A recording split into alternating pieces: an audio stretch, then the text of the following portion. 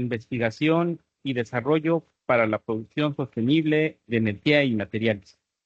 Para esta ocasión nos acompañan los colegas, el doctor Julio Sacramento Rivero, del Cuerpo Académico de Ingeniería de Sistemas de Procesos, el doctor Juan Enrique Ruiz Espinosa, del Cuerpo Académico de Biotecnología y Bioingeniería.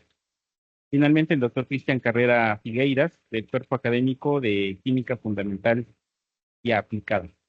Entonces, el propósito de la mesa panel se presentará una breve descripción del estado del arte del desarrollo de biorefinerías en nuestro país y en el mundo, y se discutirán los avances y oportunidades de investigación y desarrollo en el tema en la Universidad Autónoma de Yucatán. Los ponentes presentarán sus experiencias de trabajo en los temas de producción de bioenergía y biomateriales a partir de residuos agroindustriales. Entonces, la dinámica de esta ocasión, los panelistas tendrán 10 minutos de una pequeña presentación. Terminadas estas presentaciones, vamos a seguir a un segmento de preguntas y respuestas. Entonces, le damos la palabra al doctor Julio Sacramento.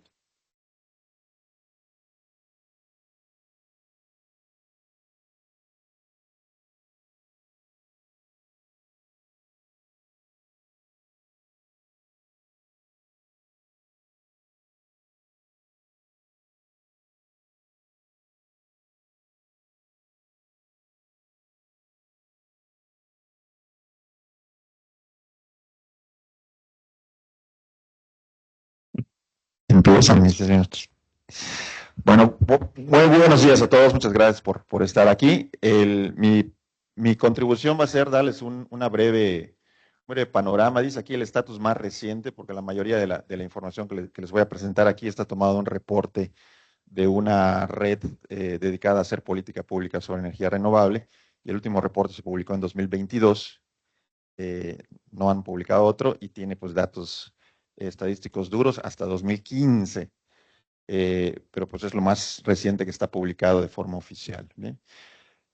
Para hablar el mismo idioma, las biorefinerías, ¿qué nos estamos refiriendo? Es tomar productos que sean biomasa, ¿sí? Y convertirlos en un rango, refinar la biomasa, convertirlos en un rango de productos donde el producto principal sería bioenergía, o sea, energía ya sea en forma de electricidad o biocombustibles, y además producir otro tipo de productos, ¿no? Como todos los que están listados aquí, pues productos de uso final o químicos intermedios, ¿no? Es un paralelismo con el término de refinería de petróleo. ¿Bien?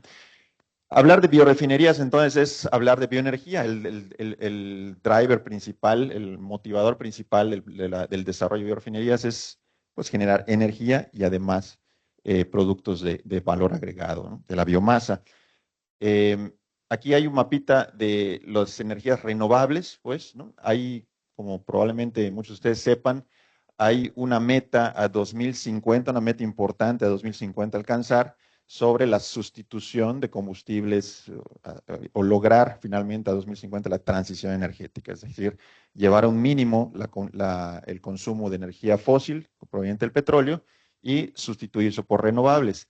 La bioenergía, o cuando hablamos de transición energética, un error común es decir cuál de las energías renovables es mejor. En realidad ese no es un tema de conversación, porque para lograr una transición energética se necesita un portafolio extenso de opciones de energía renovable, en donde cada una tiene su papel, ¿no? Y eso es lo que vamos a tratar de explicar aquí. Entonces, entre la solar, la nuclear, la bioenergía, la del océano, etcétera, todas tienen, digamos que, vocaciones distintas, y que finalmente lo que queremos es trabajo para mover máquinas, coches, aviones, electricidad y generar calor, ya sea para los domicilios o, en nuestro caso, frío, ¿no? Para los aires acondicionados y calor industrial. Esta es una gráfica de los potenciales, como la barrita verde es lo que corresponde a energía. Como ven, el potencial solar siempre es el mayor, ¿sí? Y hacia allá han estado yendo las políticas públicas, a electrificar todo lo que antes usábamos con combustibles, el transporte, las cocinas, etcétera, ¿no? Entonces, mientras más electrificados estemos, pues mayor contribución a la transición tendremos con solar y eólica, que son las dos principales, ¿no? La bioenergía tiene ahí, entonces, comparado con el solar, pues muy poquito, ¿no? Este tipo de gráficas que voy a estar mencionando nos agrupan opiniones de una encuesta a 900 expertos informados en el tema sobre lo que opinan de la posibilidad y cómo va a ocurrir la transición energética, ¿no? Aquí la pregunta es si es realista esperar que tengamos 100% de renovables y pues la gran mayoría dice es optimista al respecto, ¿no? Y algunos. Entonces, con base en esto se generan políticas públicas, por supuesto. Esta gráfica nos dice cómo obtenemos nuestra electricidad en el mundo, ¿bien? La gran mayoría viene de fósiles todavía, ¿bien? Siguen creciendo, pero no al ritmo de la que están creciendo las renovables. Y nuevamente, aquí está la biomasa, lo que le llamamos bioelectricidad, ¿bien? Entonces, la generación de electricidad pues, se debe de hacer en el contexto de biorefinerías. Aquí es la misma gráfica, pero solo por el sector calor, la generación de calor. Y aquí la contribución de la biomasa es mucho mayor, ¿bien? Sobre todo cuando hablamos de calor industrial, donde se necesitan temperaturas pues, arriba de los 900 grados, es muy difícil electrificar. Entonces, ahí es donde la biomasa tiene mayor oportunidad de sustituir combustibles fósiles, ¿sí? Y pues nuevamente nuestros expertos, aquí está un poco más distribuida la opinión, pero pues bueno, en 2015 teníamos 8% de contribución de energía renovable y pues la gran mayoría se decanta por decir, bueno, en 2050 vamos a tener más del 40%, ¿no? Y ya muchos dicen que hasta el 90%. Y la electrificación del sector calor, lo que decíamos, pues muchos dicen que no va a ser posible transitar a electrificar todo, ¿no? Entonces sí vamos a necesitar combustibles incluso a 2050, ya estamos hablando pues en 30 años, ¿no? En el transporte pasa algo similar, pero en menor medida. Seguimos dependiendo mucho pues, del diésel, de la gasolina y de la turbocina en general, y pues, los biocombustibles igual tienen una fracción importante dentro de los renovables, ¿sí? La electrificación va a seguir creciendo, pero también hay un sector importante donde no va a ser posible electrificar al menos a 2050, ¿no? Como es el sector aviación, como es el sector transporte a largo alcance. Entonces, todo esto es para, bueno, aquí hablo de los costos, pero no me voy a saltar por el tiempo. Realmente lo que está diciendo aquí es que los costos de la bioenergía y de los renovables son altos, pero la tendencia a disminuirlos ha sido sumamente rápida. Entonces, hay mucho optimismo en decir que prácticamente los renovables van a ser incluso más baratos que los fósiles en un relativamente corto tiempo, ¿sí? Y lo que tienen las biorefinerías también es que se despegan un poco del concepto de la refinería fósil en cuanto a que no es una fuente de energía centralizada, sino que las biorefinerías son plantas de tamaños mucho más pequeños que utilizan la biomasa regional para generar los productos y la energía. Entonces es un enfoque descentralizado y la opinión y que ha motivado las políticas públicas es que sí, efectivamente, la energía descentralizada tendrá que jugar un papel importante en la transición energética, ¿bien? Entonces, si va a ser importante, ¿de dónde la vamos a sacar? Pues de las biomasas, ¿bien? Repito, importante, pero no la única, ¿sí? Tiene su papel muy específico en combustibles para aviación, en calor industrial, en determinados sectores, ¿sí? Y lo demás pues, va a ser electricidad de otras fuentes renovables.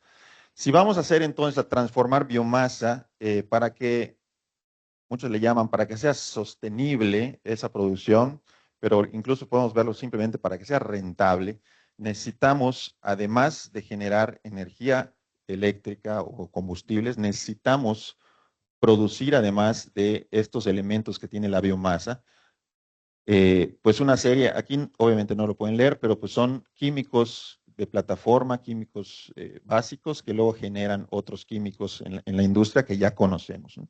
Y hay estudios que dicen pues, que necesitamos alrededor de unos, creo que 48 químicos de plataforma que se producen a partir de otros 12 que se puedan producir biomasa para generar más del 85% de los productos que usamos hoy en día, ¿sí?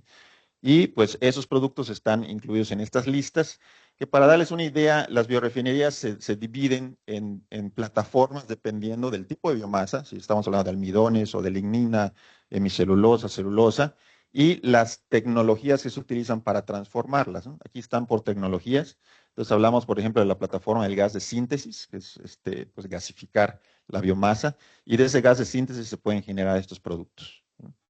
Si hablamos de la plataforma de azúcares, ahí estamos hablando de procesos biológicos de fermentación y se pueden obtener estos químicos, ¿sí? O rutas químicas también y se pueden obtener estos otros. Entonces, si nosotros vamos juntando y sumando estos productos, pues vamos a ir formando lo que le llamamos la bioeconomía en términos de la industria química, ¿sí? Hay otras plataformas que se basan en aceites, donde ahí se tienen estos otros productos por procesos químicos y por termoquímicos. Ahora, esto está en diferentes niveles de investigación, desde muy básica hasta ya comercial, ¿sí? Esta es la última plataforma, que es la más complicada, pero es la que tiene más potencial en cuanto al número de moléculas. Ahí disculpen por la definición, no pretendo que los lean, pero pues que se den una idea de la diversidad de productos que se pueden obtener con la biomasa, ¿no? Y aquí se pueden obtener desde gases de síntesis, hidrocarburos, fenólicos, incluso polímeros. Y estos, para que se den una idea también, estos ya son productos a nivel comercial que ya existen, que han sustituido o que se utilizan para sustituir el petroquímico de referencia. Entonces aquí hablamos, por ejemplo, de ácido poliláctico, PHA para el HDPE, ácido succínico para sustituir el ácido lendílico maleico, etcétera. Por sus propiedades químicas se utilizan para sustituir y bueno, ya me estoy tardando. Aquí, pues también para que tengan una idea, esta es la lista de 2000. Esto ha ido cambiando. Aquí pues, lo que se dice en growth, aquí son pues plantas que ya están produciendo, pero no a escala comercial, que están en proyectos para crecer. Pipeline ya son a escala comercial. ¿Bien? Entonces, aquí tenemos por número de carbonos, las moléculas, ¿no? De un carbono, de dos carbonos, de tres carbonos, y las empresas que están desarrollando esas biorefinerías. Todas estas biorefinerías están en Europa, están en Asia y están en Estados Unidos. En México, si ustedes le ponen en la inteligencia artificial o en Google ahí, ¿hay biorefinerías en México? Les va a decir que sí. Les va a decir que hay muchas, que se producen quién sabe cuántos litros de diésel al año, eh, pero no es cierto. O sea, lo que hay en México son plantas chiquititas en laboratorios de universidades, eh, o plantas que producen biodiesel o bioetanol a escala semicomercial, pero nada más. O sea, no refinan la biomasa, sino únicamente son procesos de producción de biocombustible, ¿sí?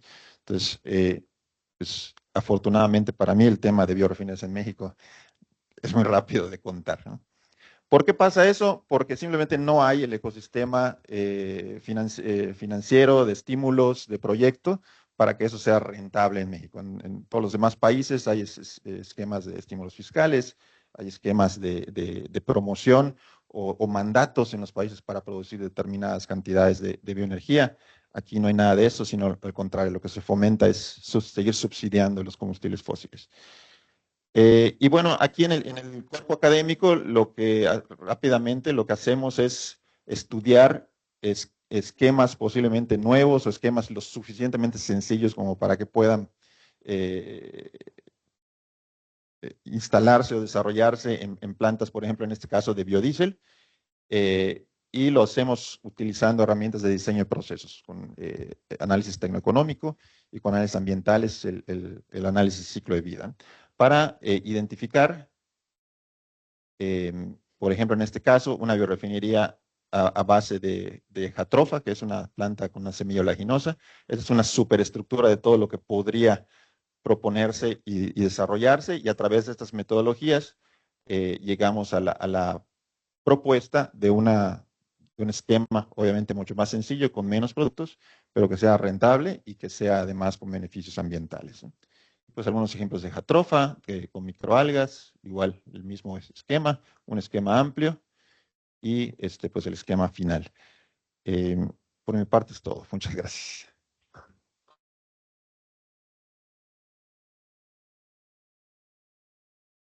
sé cómo.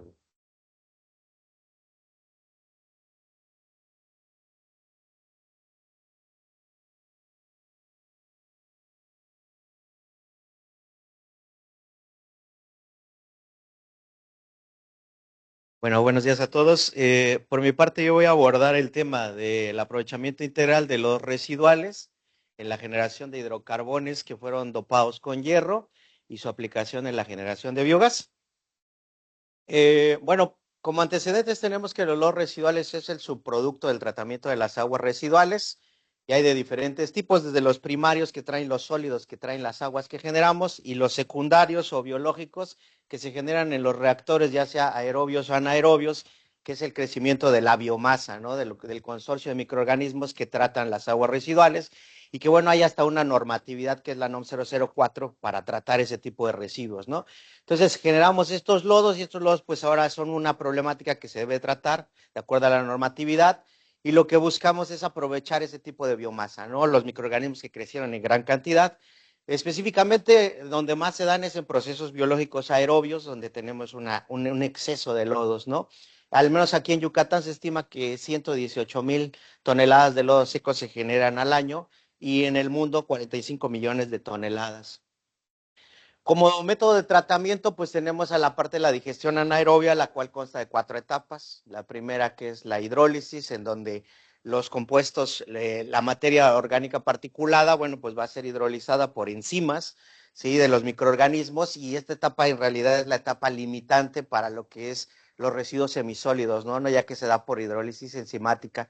Después tenemos la etapa intermedia de la acidogénesis, donde se generan acetato, propionato, butirato y valeriato, que son los intermediarios. Y luego la etapa cetogénica, de aquí se forma acetato de hidrógeno y finalmente la metanogénesis, que es acetoclástica o hidrogenotrófica. Esta tecnología, bueno, finalmente genera biogás rico en metano, también puede generar biohidrógeno si se elimina la etapa de la metanogénesis, pero finalmente es limitada la tecnología porque, bueno, se limita por la hidrólisis, por bajos rendimientos de biogás de acuerdo a diferentes sustratos, altos tiempos de residencia hidráulica que van de 20 a 30 días, lo que impacta en reactores muy, muy grandes, inestabilidad, altas cargas orgánicas e inhibición por diferentes compuestos. Entonces, ¿qué buscamos nosotros? Tratar los lodos de dos formas, ¿no? Aprovecharlos de dos formas.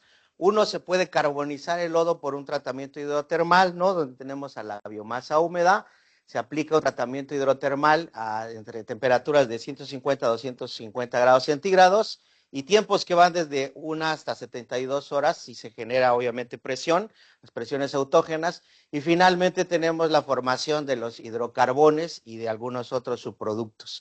Estos hidrocarbones, bueno, pues finalmente tienen diferentes propiedades, ¿sí? Se han aplicado en muchas cosas, como por ejemplo en decrementar la fase lag, ¿no? En la producción del biogás, por ejemplo, en mejorar la tasa de hidrólisis, en mejorar la etapa acidogénica y acetogénica para la parte de la digestión, tener una mayor capacidad buffer y facilitar el transporte de electrones entre las especies de los microorganismos. ¿Por qué doparlos con hierro? Bueno, en el 2019 publicamos un primer artículo donde nos dimos cuenta que mejoraba la producción de biogás, añadir hierro cero valente como nanopartículas a la digestión anaerobia. ¿Qué fue lo que hicimos? Bueno, pues tomamos los lodos que se toman como sustrato para la digestión, pero también para producir los hidrocarbones. Aplicamos temperaturas de 150 grados centígrados durante 15 horas y se añadió cloruro de hierro para poder tener el hierro ahí presente. Se impregnó entonces el carbón con hierro y después se hizo una reducción y bueno, ya teníamos ahí el hidrocarbón con hierro. Después se llevaron a cabo en ensayos de potencial bioquímico de metano en la digestión anaerobia con un consorcio de microorganismos anaerobios para poder producir biogás, ¿no? Y se vio entonces el efecto que tenían estos hidrocarbones. La reacción general, bueno, pues era el cloruro de hierro con el borohidruro de sodio, más agua nos iba a dar hierro cero valente, hidrógeno, ácido bórico y cloruro de sodio. Acá tenemos la propiedad que podían tener estas partículas que vamos a tener una capa de óxidos de hierro y en el centro el hierro cero valente. Y bueno, se hizo el análisis de los hidrocarbones, el análisis por espectroscopía fotoelectrónica de rayos X. Este es el de los hidrocarbones sin hierro y aquí este es el de los hidrocarbones con hierro y aquí podemos ver finalmente la especie del hierro, ¿no? Después se hizo la deconvolución y se vio que se tenían diferentes especies de hierro, ¿no? Por ejemplo, teníamos hierro cero valente, hierro 2 más, hierro 3 más, presentes en el hidrocarbón. Lo que se hizo posteriormente, bueno, pues fue cuantificar cuánto hierro se impregnó en ese hidrocarbón, ¿no? y bajo las dosis que estábamos esperando aplicar a la digestión anaerobia, que eran 1, 3 y 5 gramos de hidrocarbón con hierro por cada gramo de sólido volátil que tuviera el lodo, bueno, pues correspondían a 20, 61 y 102 miligramos de hierro que estaban en el hidrocarbón, ¿no? Y bien, esta es la curva del biogás acumulativo que se obtuvo en la digestión anaerobia. Y bueno, aquí podemos observar, esta es la digestión convencional del residuo, así tal cual se toma, se concentra un poco y después se lleva a digestión con los microorganismos anaerobios.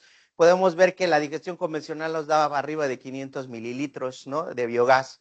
Sin embargo, cuando se empezaron a añadir las diferentes concentraciones de 1, 3 y 5 gramos de hidrocarbón, y hidrocarbón con hierro, pues teníamos una mejoría de la producción del biogás en el proceso, ¿no? Desde poder alcanzar hasta casi un poquito más de 2.500 mililitros de biogás cuando se adiciona el hidrocarbón con hierro. Cuando analizamos los datos, pues podemos observar que de 606 mililitros que se produjeron de la digestión convencional, cuando se añaden 3 gramos de hidrocarbón con hierro, pues tenemos 2.668 mililitros de biogás, y cuando se adicionan 5 de solo hidrocarbón sin hierro, 2.525. Tenemos un incremento en el biogás del 340% con el hidrocarbón con hierro y de 316% del hidrocarbón en dosis de 5. También se mejoró el contenido de metano en la digestión convencional 55% hasta un 79% con los 3 gramos de hidrocarbón con hierro, ¿no? Y en el incremento de metano, pues alcanzamos hasta un 43% con el hidrocarbón con hierro a 3 gramos. Se mejoró la transferencia de electrones, el sistema de transferencia de electrones, que era una parte que ya estaba reportada en los hidrocarbones, pero al añadir el hierro hubo una mejoría. La mejor dosis en la transferencia fue la de 5 gramos de hidrocarbón, seguido de la de 3 gramos de hidrocarbón con hierro, que es esta la roja, ¿no? Finalmente. Entonces hay una mejor transferencia de los electrones entre las especies, se mejora la diet y bueno, pues esto ayuda a que se tenga una mayor producción de biogás. Se analizó la parte de la generación de los ácidos grasos volátiles, que son los intermediarios, en los días 0, 5, 15 y 30, ¿no? Inicial y final de la etapa del análisis BMP. Y nos pudimos dar cuenta que eran muy similares las producciones de los ácidos grasos volátiles. Los hidrocarbones tienen esa cuestión de poder absorber, ¿no?, este tipo de ácidos grasos volátiles. Sin embargo, la dosis mayor que añadimos, que fue la de 5 con hierro, pues tuvo un pico, ¿no? Y este pico finalmente ya no se pudo degradar, ya no se pudo convertir esos ácidos grasos volátiles a metano en el día 30, ¿no? Finalmente, entonces por eso la mayor dosis que añadimos no fue la que correspondió a la mayor cantidad como tal de biogás, ¿no? Y después nos dimos cuenta que la composición de esos ácidos grasos volátiles, bueno, pues nos dábamos cuenta que en el día 15 y 30 lo que mayor predominaba era el ácido propiónico, que es el más indeseable para la producción de biogás, nos da principalmente CO2 y termodinámicamente requiere más energía en la parte de la digestión para poder hacer la conversión, ¿no? Entonces, se generaron más ácidos grasos volátiles, pero no se pudieron metabolizar y por ende no hubo una mayor producción de biogás con la mayor dosis. Después, finalmente, ya con la parte de la reducción de los sólidos volátiles, que lo que queremos es degradar la materia orgánica, pues se mejoró la remoción de los sólidos volátiles. Con la digestión convencional solamente se alcanzó el 27%, y con la mejor dosis, que fue la que mayor biogás produjo, que fue la de 51% de remoción de sólidos volátiles, y la de 3 gramos de hidrocarbón, y alcanzamos hasta un 59.82% de remoción de la materia orgánica que tienen los lodos residuales. Bien, pues este trabajo que les acabo de presentar fue la tesis de licenciatura de una chica, de Fátima Jacqueline González Nahuat, en colaboración con el doctor Cristian Carrera, con quien he estado trabajando la parte del proceso hidrotermal, bueno, y un servidor. Y bueno, no sé si tengan alguna duda o pasamos ya a la siguiente presentación.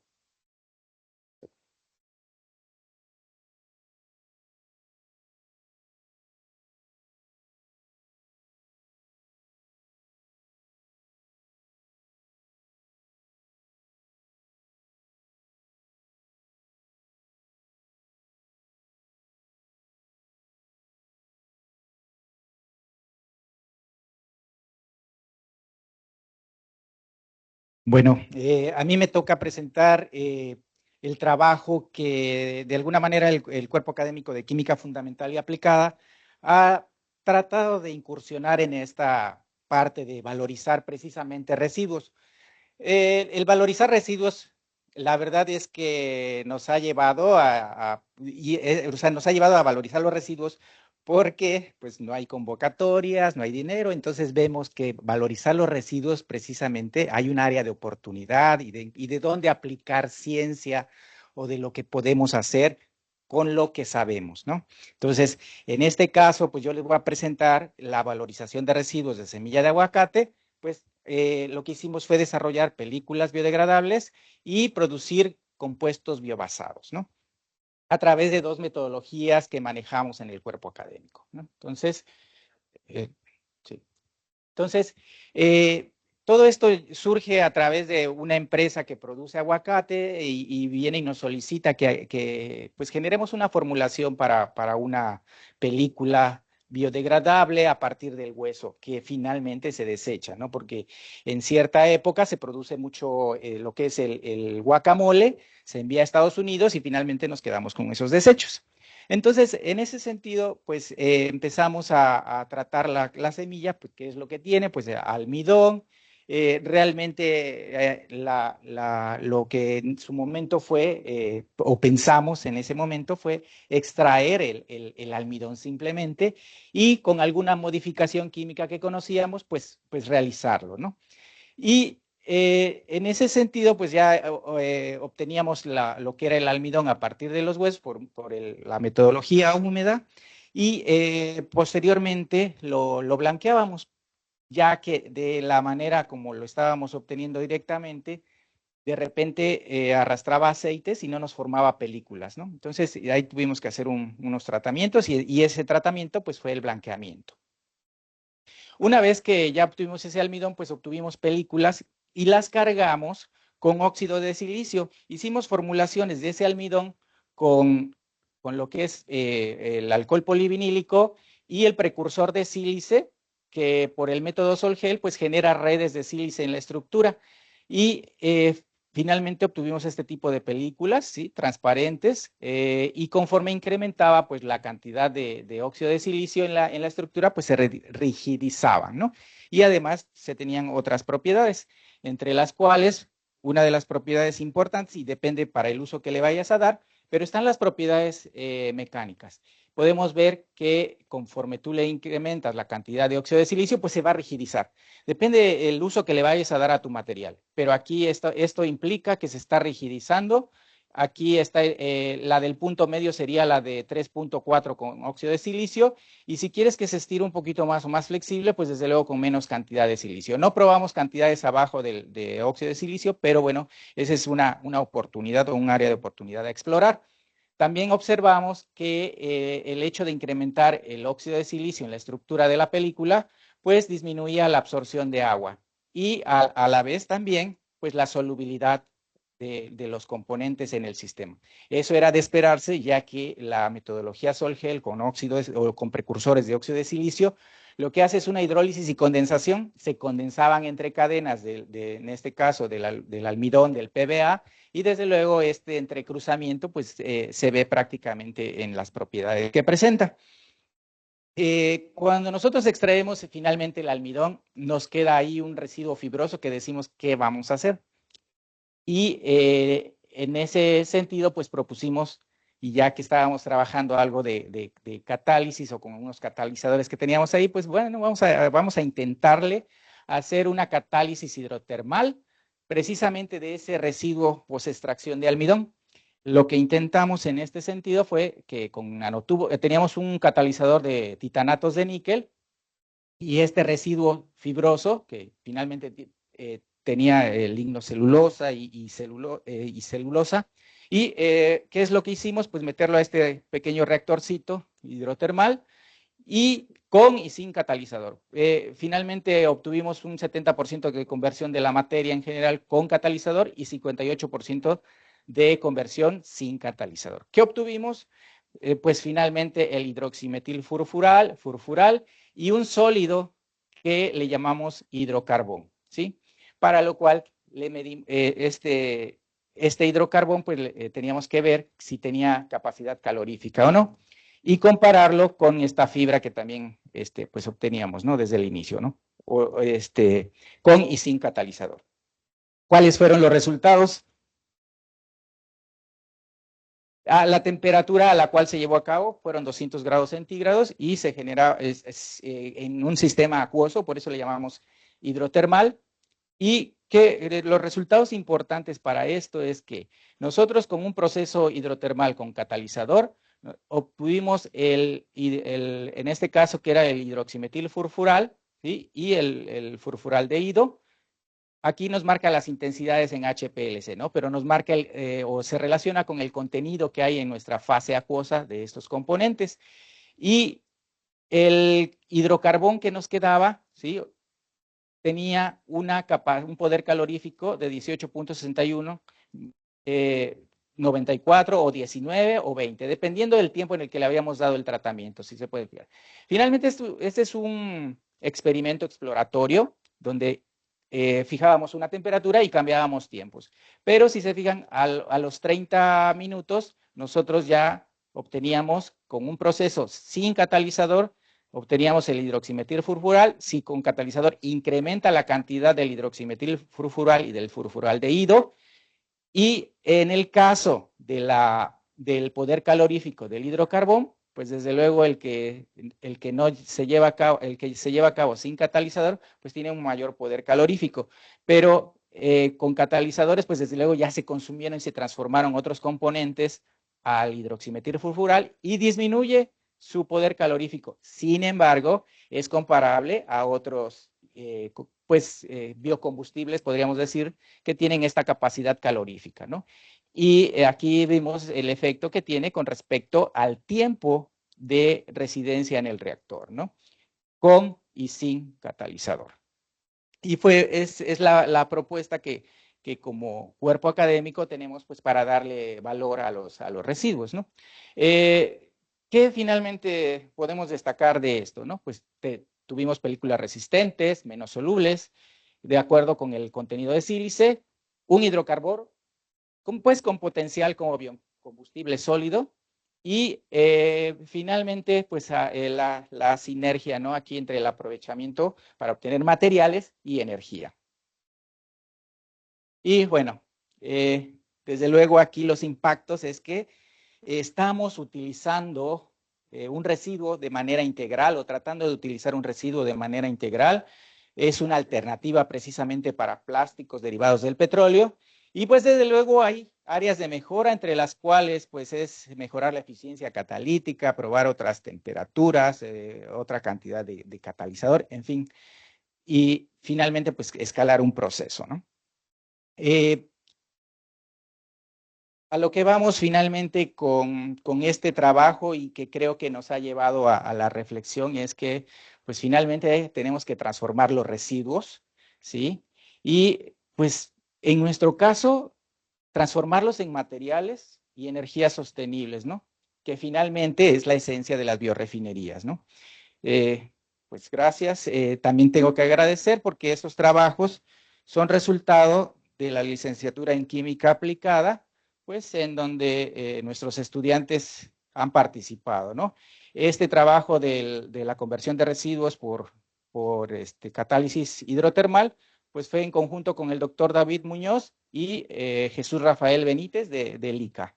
Y en el caso de las películas de almidón, pues fue en conjunto con la doctora Yamile y Betty o Beatriz Candelaria, Caballero, que es pues una licenciada en química, y obtuvimos estos trabajos, ¿no? Finalmente. Pues gracias y pasamos a preguntas.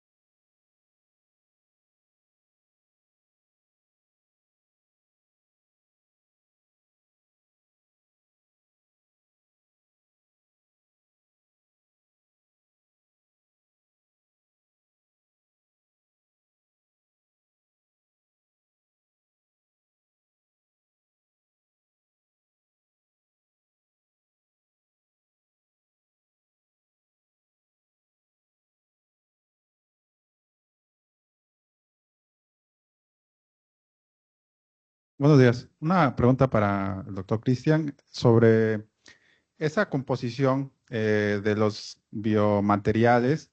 ¿Qué tanto usa de componentes químicos? No sé si haya como una proporción de decir, este producto o este material, el 80% es de origen natural y el 20% de origen químico. Más o menos, ¿cuál es esa proporción? Y respecto a la probabilidad o la posibilidad de escalar el proceso, ¿qué tanta energía u otros recursos van a ser necesarios? Mira, realmente, ¿qué es lo que hacemos?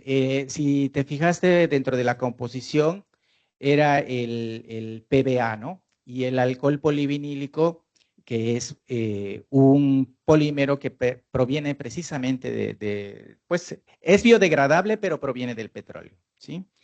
Las proporciones es un 30% de alcohol polivinílico, igual 30% de almidón que se utiliza en promedio, y un plastificante que es glicerina o glicerol, ¿sí? Los componentes realmente como el óxido de silicio, los precursores de óxido de silicio, se utilizan en muy poco porcentaje y lo único que se genera pues es la condensación, que en este caso sería agua y algún alcohol en baja concentración. Realmente la parte energética y toda esa parte no te la sabría contestar porque finalmente, realmente los estudios que nosotros hemos hecho es finalmente a la modificación química, a la interacción que hay entre ellos y para poder conformar los materiales.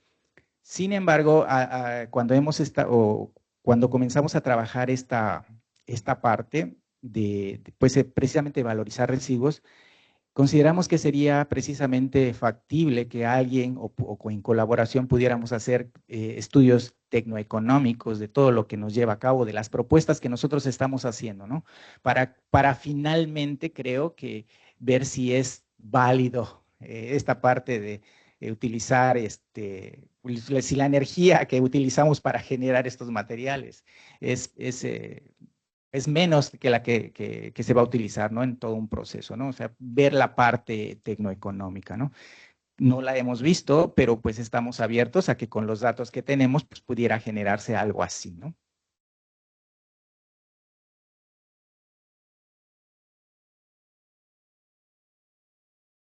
Buenos días, profesores. Muy buenas sus aportaciones. Pero el doctor Cristian, estoy sorprendida de su método hidrotermal, por eso lo bautizo así, porque solamente es medio acuoso, no es bifásico. ¿Y el almidón no se disuelve allá? No, lo que pasa es que este tratamiento hidrotermal que tenemos ya es de los residuos después de la extracción, ¿sí? Ya extrajimos el almidón, ¿sí? Y solo nos quedan los lignocelulósicos, celulosas y todo eso, ¿sí? Ok, entonces Sí, sí, por eso son. sí, exacto. Qué bueno. Sí. Y bueno, obtiene hidrocarbonos como otro siguiente subproducto, que es el que evalúa el poder calorífico.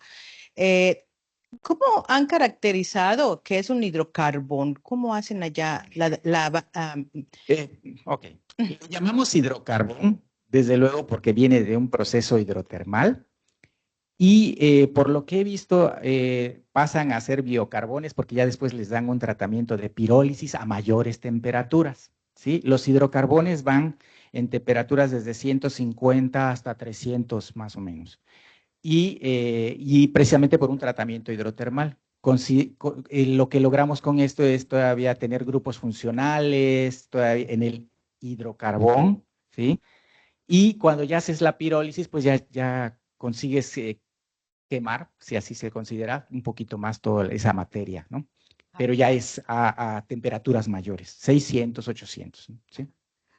Pero ahí no han hecho ninguna Caracterización como tal, ¿no? Más que lo que es la funcionalidad de qué tan viable es como biocombustible. Lo suman y directamente se van solamente a valorarlo a lo final. Así es, sí. Ya nomás la última, sí, si me pudiera, por favor, aclarar un poquito sobre la conveniencia del catalizador que utilizaron, porque según los valores de eficiencia para obtener el hidroximetilfulfural, no les convino mucho usarlo. Realmente ahí es la parte que tenemos que explorar, porque finalmente fue un estudio exploratorio. Lo que hicimos nosotros fue, por ejemplo, ponerle 0.5% en peso con respecto a lo que poníamos. Y es ¿sí? bastante, sí. Y es bastante. Entonces ahí, ¿cuánto vamos a disminuir? Y si te fijas, solo con el tratamiento hidrotermal ya se obtuvieron. A lo mejor habría que aplicar solo el tratamiento hidrotermal sin catalizador o con un catalizador más económico, no sé. ¿sí? Exacto, Sí. porque son muy finos. Exacto. ¿no? estos. ¿Sí? Y aparte es bastante cantidad, entonces a lo mejor ahí están ya fuera de la proporción que dé la mayor eficiencia o que dé una eficiencia, ¿no? Así Competitiva. es. Entonces, explorar hacia abajo en cantidad de catalizador o confirmar si realmente sin catalizador es suficiente Exacto. y volvería muy verde el proceso en ese caso. Sí, sí. Es agua. Es que precisamente si observamos los porcentajes de conversión, un 58 a un 70 con catalizador, igual y cambiamos las condiciones sin catalizador y podemos lograr mejores rendimientos. Sí. Bueno, ¿sí? pues eso, muchas gracias.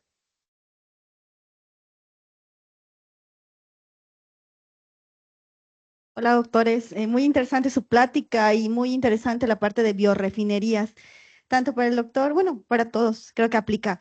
Dentro de su experiencia en lo que han investigado, ¿han, han dado o han desarrollado o han encontrado algo que pueda llegar a un desarrollo tecnológico como tal con el aprovechamiento de estos residuos?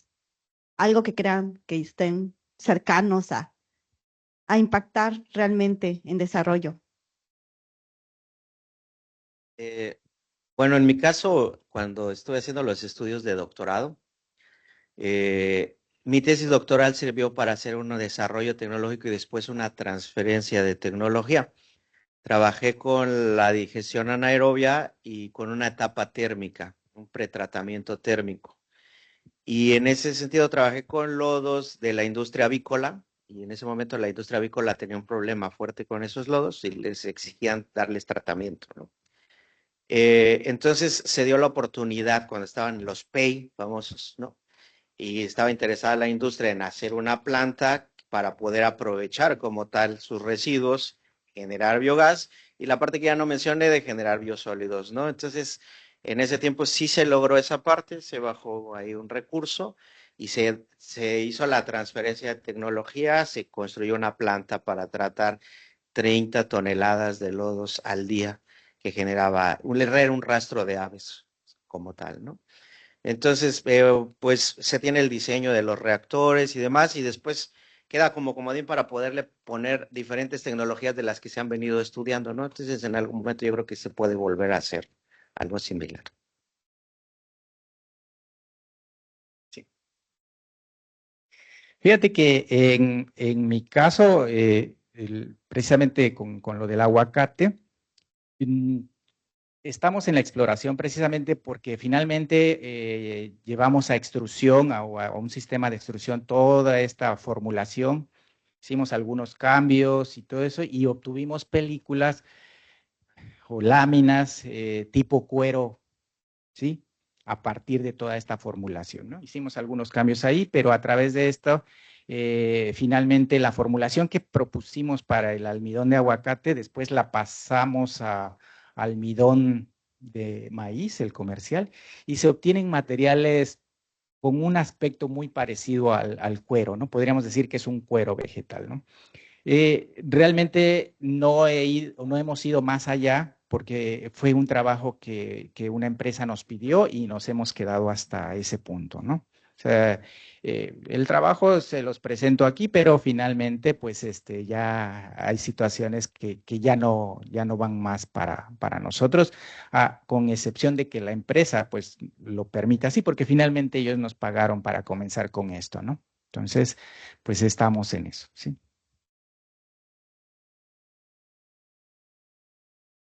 En el caso el tipo de proyectos que hacemos con el enfoque de diseño de procesos, análisis tecnoeconómico y demás, pues ya necesitamos tener los datos de producción y demás. Entonces, realmente desarrollo de tecnología no hacemos. Hay un par de procesos que se han propuesto muy innovadores que son susceptibles de patentar, pero desafortunadamente pues necesitaríamos hacerlo, aunque sea en chiquito, ¿no? Para poder plantear o demostrar una innovación. Y pues no, ese tipo de trabajos normalmente sí requieren un financiamiento fuerte, ¿no? Entonces no tenemos avance en ese aspecto. Gracias, muchas gracias.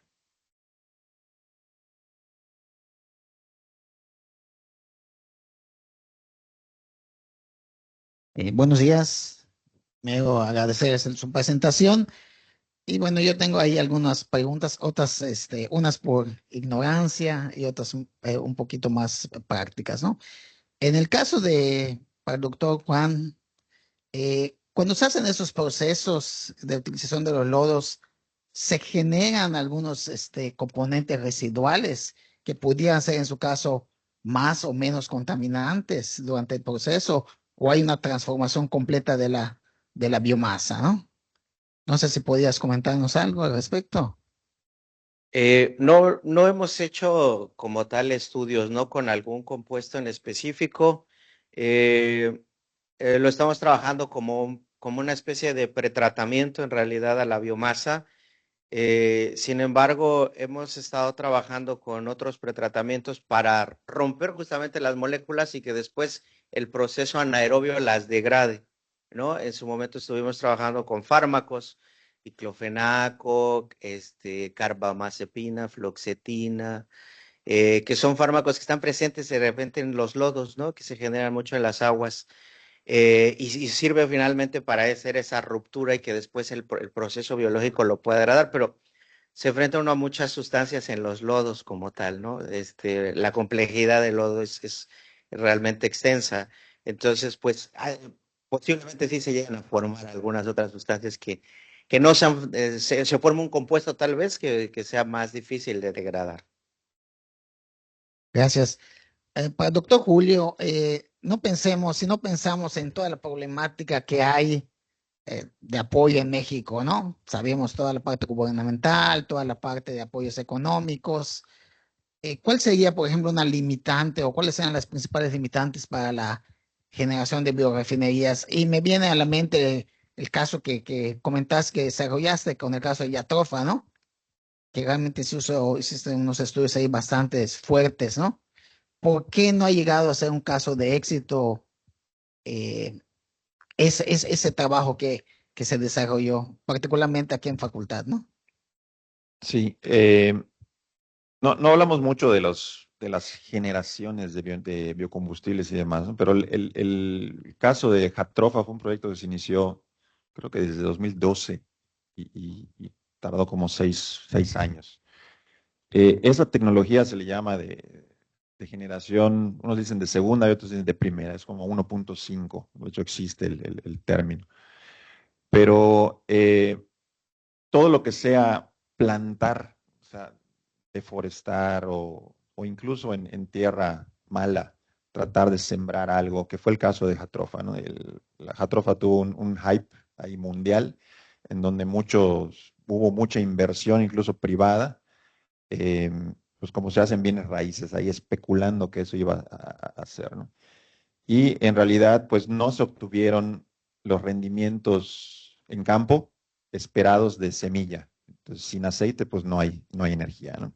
Entonces, esa fue una gran limitante, el desconocimiento, la falta de domesticación de una especie que no está realmente domesticada y no está genéticamente mejorada, como si lo están pues, los maíces y todas las sorgo, la soya, etc.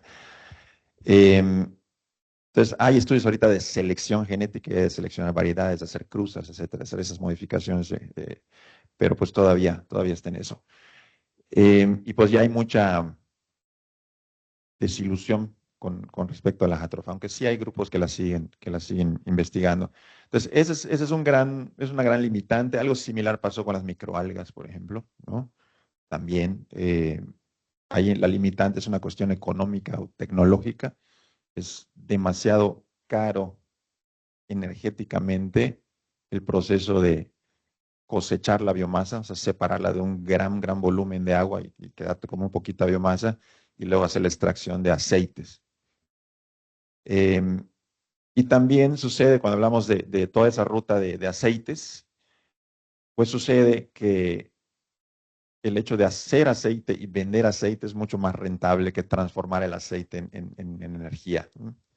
Entonces, realmente si producimos energía de aceite, estamos desvalorizando ese producto. Entonces, ahí nuevamente entra esto que me dijiste que no toque, pero realmente si queremos energía de aceite o de biocombustibles es porque necesitamos hacer esos biocombustibles, no hay de otra, y tiene que haber un mandato de decir, tiene que ser, aunque te salga más caro, ¿no? ¿Qué es lo que está sucediendo? Ya ha sucedido en Brasil, en Argentina, en Europa, etc. Pero bueno, por eso todo el proceso, bueno, eso que estamos hablando de 2018 para atrás, ¿no? Pero ya ahorita todos los desarrollos que se ven, que se leen tanto comercialmente como en ciencia, hablan precisamente de producir la energía de residuos, o sea, de materiales que realmente no tienen valor, como esos aceites, para generar los biomateriales y bioenergía. Muy bien, gracias. Para el doctor Cristian, ya para terminar, bueno, tú sabes que también hemos trabajado algo con el aguacate, ¿no? Ahí seguramente ya has visto ahí algunas publicaciones por ahí nuestras, ¿no? Y me llama la atención la utilización del almidón, ¿no? Porque, sobre todo en el residuo, ¿no? En la semilla, porque es muy bajo el rendimiento. No sé de cuánto rendimiento estás hablando, más o menos, y la parte que tiene que ver precisamente con la factibilidad realmente para generar esos materiales de empaque. No sé qué puedas opinar al respecto. Sí, precisamente tomamos la metodología de ustedes, de CADA, para poder extraer el almidón de hueso de aguacate. Realmente eso es de un 12 a un 15% lo que logramos extraer, ¿no? O sea, realmente no. ¿Por qué lo hicimos? Pues porque nos pidió la empresa que trabajáramos con esa materia, ¿no? No veíamos esa parte de decir, ¿por qué no? Si es muy poco, ¿no? Realmente era lo que nos pedían, para lo que nos pagaban. Y pues vimos el área de oportunidad, que en este caso, pues si lo vemos un poquito ya con perspectiva, ok, perfecto, es un 12, un 15% de almidón, que se proponía en algunos casos a lo mejor hacer algo de biotecnología con él y producir alcohol. Se lo proponía otro grupo, ¿no? Pero ahorita, por ejemplo, el residuo lignocelulósico, pues podemos ver ya otro tipo de el tratamiento hidrotermal, que finalmente surgió a través de cuestiones que ni siquiera pensábamos, ¿no? Hacerlo, ¿no? Y llevarlo a cabo a nivel industrial, pues ya hay muchas marcas que te manejan precisamente la resina que obtienen del hueso de aguacate, ¿no? Y que lo venden como un material biodegradable. Simplemente estamos ofreciendo quizá una opción tecnológica para lo que ya existe y que es parte de nuestra labor científica, ¿no? Ofrecer oportunidad o innovar en algo, ¿no? Porque de que lo hay, pues hasta en el mercado encontramos ya materiales ya biodegradables de ese tipo, ¿no? Pero bueno, estamos para ofrecer innovación o nuevas ideas. ¿Sí? Es que a veces vale la pena ser más simplista, ¿no? Sí. O sea, por ejemplo, ahorita tú puedes comprar tan sencillo, ¿no? El boom que viene con la harina de hueso de aguacate, ¿sí? Sí. Más o menos te sale 100 gramos, te lo venden en 100 pesos, ¿no? Pensando un poco nada más, y el proceso es más simple, ¿no? Sí. Solamente una molienda, secado, algún tratamiento para garantizar seguridad, más bien inocuidad alimentaria en este caso, pero pues se está aprovechando más bien como un ingrediente con antioxidantes, con un poco de ácidos grasos buenos, ¿no? Entonces hay Sí. algunas cuestiones a veces que son más sencillas y más simples, ¿no? Bueno, pero bajo el enfoque hoy de refinerías, pues queda muy ad hoc lo que presenta. Gracias. Bueno, gracias. Una última intervención, doctora. Lo mío es un comentario y una pregunta. Es respecto al net zero que presentó al inicio Julio. Mi pregunta es, y creo que es un acercamiento que tenemos que hacer todos acerca de los LCAs, del Life Cycle Assessment, que creo que tenemos que implementarlo todos ya en nuestros proyectos de investigación. Y mi pregunta es saber si hay algún acercamiento, porque desafortunadamente en México la energía eléctrica depende de de combustibles fósiles. Entonces, si pienso en un reactor a altas temperaturas, aunque pudiera sonar que pudiera funcionar en deshacer lignocelulosa o en algún otro proceso, en un proceso de catálisis, simplemente el consumo de los combustibles fósiles, pues obviamente estaría generando costos, a lo mejor no costos en cuanto al de la electricidad, pero sí costos en las emisiones de CO2 que en un futuro, pues obviamente ya se tienen que cuantificar y ya tenemos que sacar procesos más verdes en general, ¿no? Entonces, el comentario es ese y preguntar si lo han hecho y si tienen pensado hacerlo en los procesos. Imagino que Julio sí va porque es parte de su cuerpo académico, pero no sé los otros profesores, si Juan Enrique, Cristian. Específicamente en este proyecto de la carbonización hidrotermal de los lodos, no hemos hecho como tal la simulación. Para esta presentación yo estaba dudoso entre presentar esto o presentar lo que ya había hecho el IBE Luis Ituc, que trabajó él con una especie de biorefinería a partir de excretas porcícolas. Y ahí se presentaban productos de la generación de biometano, de electricidad, de calor, y la parte de recuperar los nutrientes en forma de estruvita y biosólidos, ¿no? Entonces ahí sí se hizo el análisis tecnoeconómico, y sí se sacaron balances de materia y de energía, ¿no? Para ver, si era factible o no era factible económicamente, cuánta energía requeríamos para toda la parte de los procesos. Y él trabajó con el pretratamiento ultrasónico a las excretas, ¿no? Entonces vio que mejoraba el biogás, la producción del biogás y la recuperación de los nutrientes en forma de precipitación de estruvita. Pero nos dimos cuenta que muchas de los tratamientos que estábamos trabajando con las energías que estábamos trabajando no eran factibles económicamente, ¿no? Entonces, con esa herramienta de la simulación que pudimos hacer con el software, el Super Pro Designer, sí nos pudimos dar cuenta realmente había un solo escenario en el cual sí era factible económicamente. Y bueno, no lo hemos hecho ahorita ya con esta parte, ¿no? Nos hace falta continuar con la parte del Super Pro, pero sí lo tenemos en mente, ¿no? Muchas veces en el laboratorio trabajamos muchas condiciones que al final se nos caen, ¿no? De si queremos escalarlo. Es muy importante. Bueno, en nuestro caso, realmente no como tal, a lo mejor quizá cambiar un solvente, agua, intentar esta parte, ¿no? Ya no utilizar algún solvente, sino utilizar el más común que sería agua, presiones, ¿sí? Ultrasonido, como nuevas tecnologías, ¿no? En nuestra síntesis, pero más allá de eso, pues no, ¿sí?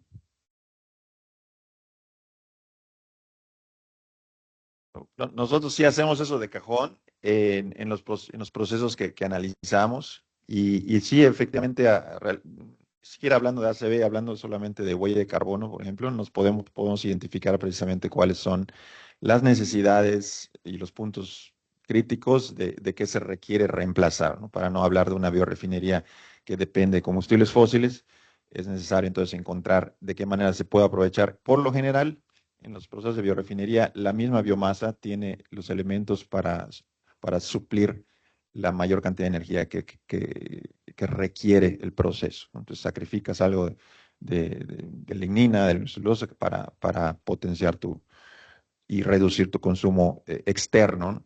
Y por supuesto, cuando se habla de tecnologías, la conclusión también muy común es tratar de electrificar todo lo que se pueda electrificar para poder justificar el uso de paneles solares o de energía eólica y tener energía renovable, electricidad renovable y no también depender de de la electricidad de la red, ¿no?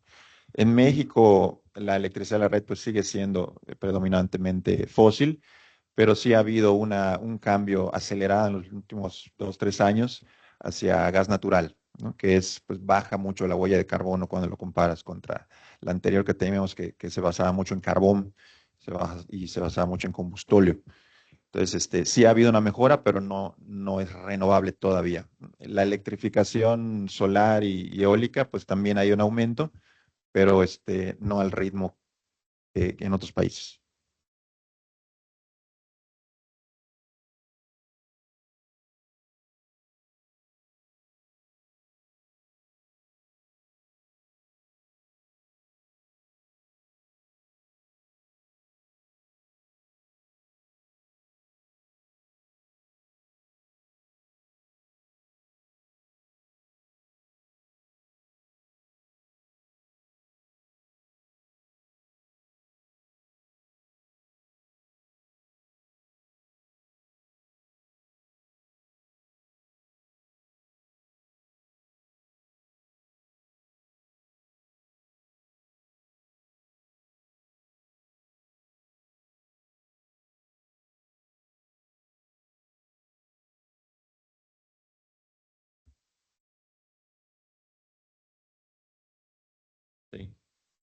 Sí, y yo en los proyectos de fuera que me han invitado a participar es precisamente para hacer los análisis de ciclo de vida de las propuestas de proyectos que tienen, ¿no? Y en fondos europeos, americanos, ya es un requisito, así como te piden el cronograma, te piden que hagas el ACV. México ha llegado pues tarde esta tendencia, creo que solo en una o dos convocatorias ha pedido, pero sí, definitivamente se tiene que hacer. Y quizá no tanto perder el tiempo, porque realmente cuando es desarrollo de tecnología, pues también vale la pena hacer los estudios preliminares de ciencia básica y demás, ¿no? Para saber si es o no. Lo primero tiene que ser económicamente factible. O sea, no podemos hablar de sostenibilidad solamente con la parte económica, ambiental, tiene que haber una ganancia económica, si no, no tiene sentido hacerlo, eso es evidente, ¿no? Y en el caso de lo que planteaba el doctor David, muchas veces, muchas de esas biorefinerías también se plantean no con el enfoque tradicional de procesos de decir voy a hacer un producto para ganar dinero, sino al revés, me voy a deshacer de un residuo para tener un beneficio, ¿no? Entonces, ese es el enfoque cambia. Entonces, ahí ya no estás buscando rendimientos, ya no estás buscando factibilidad económica, sino estás buscando el mejor proceso para deshacerte de un residuo, ¿no? Sin tantos impactos ambientales. Sí, exactamente. Y hacia allá va el desarrollo de biorefinerías, precisamente. Pues bueno, agradecemos a nuestros panelistas y a ustedes también por su presencia y su tiempo en esta jornada del seminario permanente. Buenos días. Bien. Gracias a todos y nada más un aviso. Normalmente estas sesiones son cada 2 semanas, pero la última sesión es la próxima semana para ya no meternos en el final del semestre. Está calendarizada nada más para que lo tengan en el radar y ya les estaremos enviando la invitación.